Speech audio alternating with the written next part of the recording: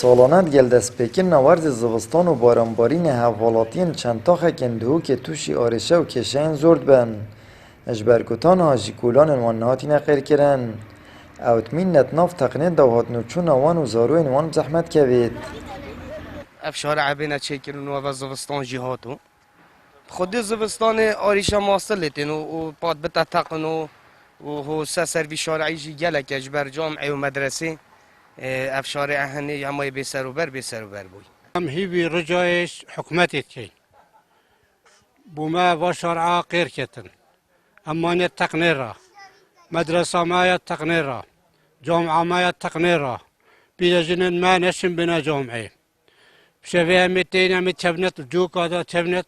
تقنیرا گنده که ولا کن هابوی ایکش تا خندهو که برفره بویه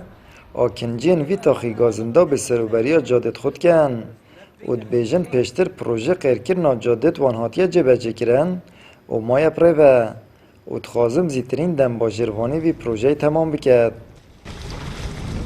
حکمتیشی منطقه هجاره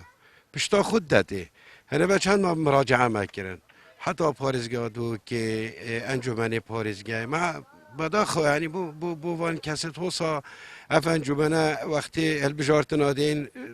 درت خانی عالم قطن و دبیش دبوا دنیا خراب کین هوا هزار جا مدنگ خدای و هینت بینم جابت خو شارع کبلا شارع نینن نولو برام چلی نزدونی رسیف دونونو تکلک کری گیرو ما قلت برودی ما غير قلت هراري قلت خود بودی دی چه گن اول پور اشتا خود بابرتی برا ما سوق ما دیو بری خود داده وی شعبی چنگه شعبی بنا وخرو چه دنگدونی خرو چه سر صندوقو چنگه خودی قبیله گنال وی شعبی بکن 15 ساله اف آریشه ما هیکو فرعد ما نهاد نچیکرن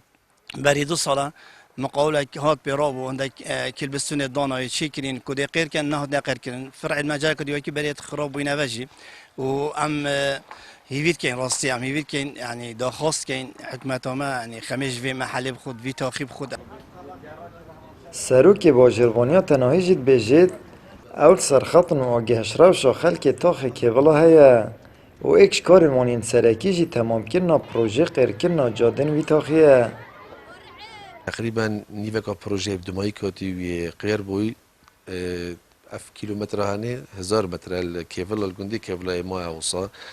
او بوجهشتا مرحله دماهي كيو قيران بلندر نشيا زاتر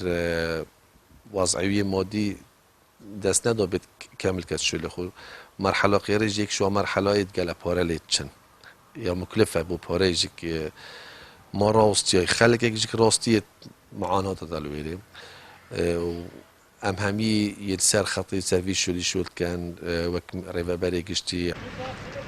تاخ اندهو که این کبنیان او گلدن دورو بر اندهو که این هابوین تاخ آرشاره که جاده یان هیا